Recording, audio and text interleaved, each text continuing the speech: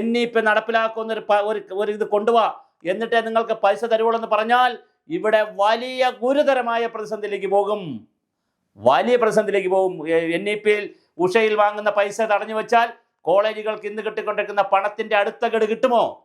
വളരെ വലിയ ചോദ്യമാണ്. ഒരുപാട് കോളേജുകളിൽ PM ഉഷ എന്ന് പറഞ്ഞ് PM ഉഷയുടെ പരിപാടികൾ തുടങ്ങി, കെട്ടിടങ്ങൾ തുടങ്ങി, ലാബുകൾ തുടങ്ങി, മ്യൂസിയങ്ങൾ തുടങ്ങി, പല കാര്യങ്ങളും തുടങ്ങി, അതെല്ലാം മുടങ്ങും.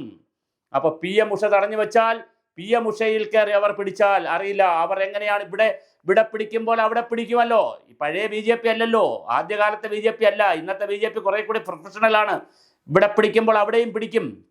നിങ്ങൾ ഇവിടെ കീഴടങ്ങിയാൽ അവിടെ നിങ്ങൾക്ക് കീഴടങ്ങാൻ കഴിയില്ല എന്നുള്ള കാര്യം മനസ്സിലാക്കുക. അപ്പോൾ PM ഉഷയിൽ അവർ കയറി പിടിച്ചാൽ എല്ലാം കൊഴിഞ്ഞു പോകും. CPI പ്രസാദിന്റെ P പ്രസാദിന്റെ കാർഷിക സർവകലാശാലയും കുഴയും, ഇന്ന് നടന്നു കൊടുക്കുന്ന പ്രോജക്റ്റുകളും കുഴയും.